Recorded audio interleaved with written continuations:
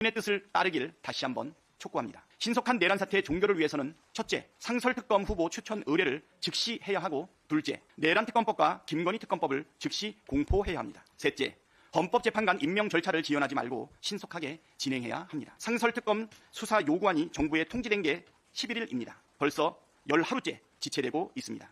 묵과할 수 없습니다. 내란특검법과 김건희 특검법도 즉시 공포해야 합니다. 12.3 윤석열 내란 사태는 결국 내란특검으로 수사하고 기소해야 합니다. 특검이 수사하고 기소하여 사태를 수습하는 것이 최선이고 가장 합리적입니다. 이를 부인할 사람은 없을 것입니다. 특검법 공포를 지체하는 것은 내란 가담자들에게 증거 인멸 시간을 벌어주는 행위일 뿐만 아니라 국가적 위기를 증폭시키는 반국가적, 반민국적 행위입니다. 국기문란 중대범죄 의혹인 명태균 김건희 국정농단, 불법 여론조작, 공천 개입, 주가 조작 등에 대한 수사를 거부하거나 늦출 이유 역시 없습니다. 한덕수 총리가 늦어도 24일까지 특검법을 수용하고 공포할 것을 재차 촉구합니다. 31일까지 기다릴 합당한 명분도 이유도 찾을 수 없습니다. 나라가 망하든 말든 국민이 죽든 말든 내란 수계의 화려한 복귀를 꿈꾸는 것이 아니라면 즉시 공포해야 합니다. 24일까지 상설특검 후보의 추천 의뢰 그리고 특검 공포가 이루어지지 않는다면 그 즉시 책임을 묻겠습니다. 한덕수 총리는 현재 공석인 헌법재판관 3인에 대한 임명 절차에도 적극 협조해야 합니다. 국회는 23일과 24일 국회 추천목 3인의 헌법재판관 후보자 인사청문회를 거쳐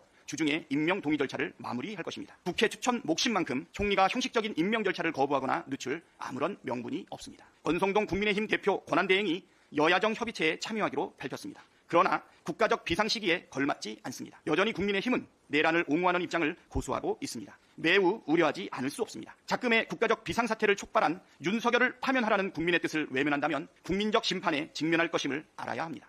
국민의힘이 당리 당략이 아니라 오직 국민의 안위와 국가의 미래를 위하는 마음으로 국정안정협의체에 임할 것을 촉구합니다. 내란 속에 윤석열이 파면되지 않고 다시 대통령 직무에 복귀했을 경우 국가적 피해와 국민적 피해의 혼란은 상상을 초월할 것이 자명합니다. 국가의 명운이 걸려있는 엄중한 상황에서 신속한 사태 수습으로 국민 여러분께서 안심하고 지내실 수 있도록 주어진 책임과 역할을 다하겠습니다.